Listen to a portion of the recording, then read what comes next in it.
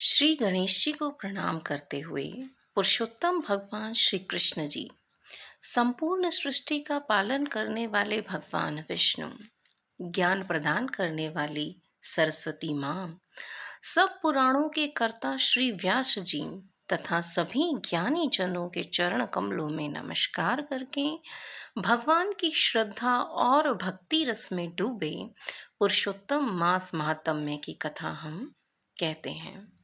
सभी पापों से मुक्ति दिलाकर इस लोक में सर्व सुख, धन, वैभव, रिद्धि सिद्धि और अंत में मोक्ष प्रदायक यह पावन कथा इतना पावन और महान है कि यह कथा स्वयं भगवान नारायण ने देव ऋषि नारद जी को अपने श्रीमुख से सुनाई थी। बाद में यह कथा राजा परीक्षित जी एवं सुत जी महाराज ने सुखदेव जी से सुनी थी। बाद में सुत जी महाराज ने यह कथा नमिष नारायण में 88,000 ऋषि मुनियों को सुनाई थी। उसी शास्त्रोक्त कथा को सरल हिंदी भाषा में रूपांतरण कर पवित्र पुरुषोत्तम मास में हम पढ़ेंगे। इस कथा को रोज पढ़ने और सुनने वाले प्राणी सभी पापों से मुक्त होकर अंत में पुरुषोत्तम भगवान के गोलोक में अनंत काल तक वास करते हैं। वह सदैव के आवागमन के चक्र से मुक्त हो जाते हैं। यह स्वयं भगवान का कथन है। पुरुषोत्तम भगवान श्री कृष्ण, भगवान विष्णु और शिवजी परम कृपालु बने रहते हैं हर उस प्राणी पर जो श्रद्धा पूर्वक इस कथा को नियम से पढ़ता है और सुनता है। तो आइए अब हम इस कथा का शुभारंभ करते हैं और प्रथम अध्याय को पढ़ते और सुनते हैं। पुरुषोत्तम मास महात्म्य, प्रथम अध्याय, पहला अध्याय।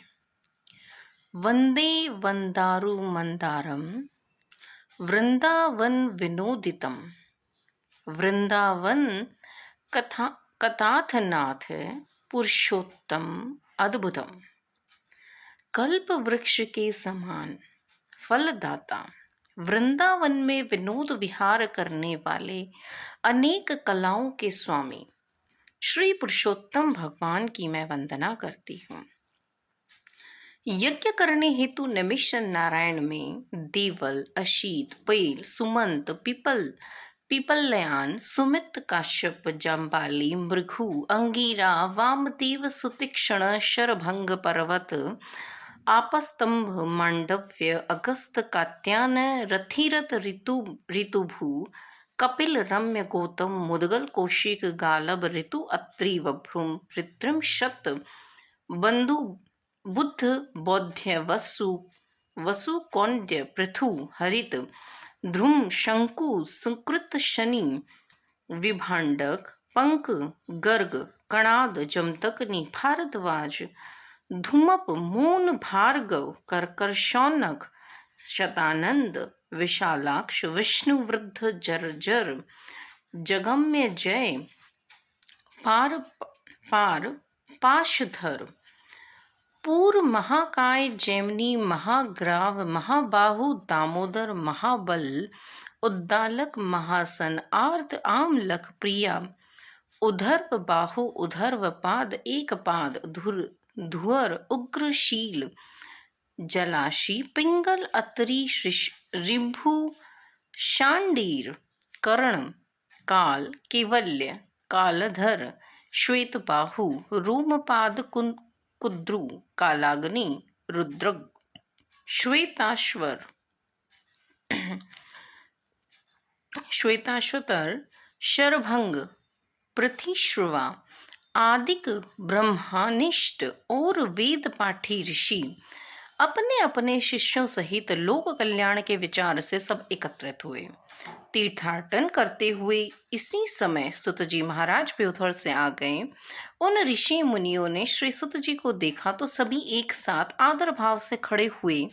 मुनिगण हाथ जोड़कर बोले, सुत जी महाराज, आप चिरायु हो, आपके लिए यह मनोहर आसन है, इस पर आप विराजमान हो। और इतना कहे वे ऋषि मुनि बैठ गए। सुत जी भी सुख से विराजमान होने पर ऋषि मुनियों ने सुत जी से कहा, हे सुत जी महाराज, आपने जिस कथा को सर्वश्रेष्ठ सार रूप विचार करके रखा हो, जो भव सागर से पार लगाने वाली हो, ऐसी कथा हमें आप सुनाने की कृपा करें। ऋषि मुनियों के ऐसे विनित भाव से कहे गए वचनों को सुनकर सुत जी करबद्ध आदर भाव से कहने लगे, हे मुनिगण, मैं आपको ऐसी कथा अवश्य सुनाऊंगा। मैं सभी पुण्य तीर्थों का भ्रमण करता हुआ कुरु और जांगल देशों में होता हुआ हस्तिनापुर जा निकला।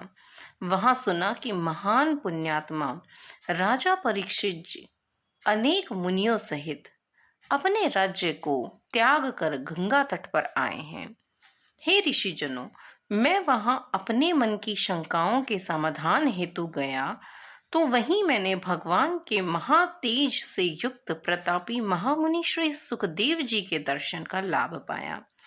महामुनि श्री सुखदेव जी को जब अन्य ऋषियों ने दूर से देखा तो सबके सब एक साथ हाथों को बांधे खड़े रह गए। श्री सुखदेव जी को उन मुनियों ने अपने बनाए हुए कमल कर्णिका पत्र की भांति उच्च आसन पर विराजमान किया। बोलो श्री कृष्ण भगवान की जय। यह पहला अध्याय है पुरुषोत्तम महात्म्य का।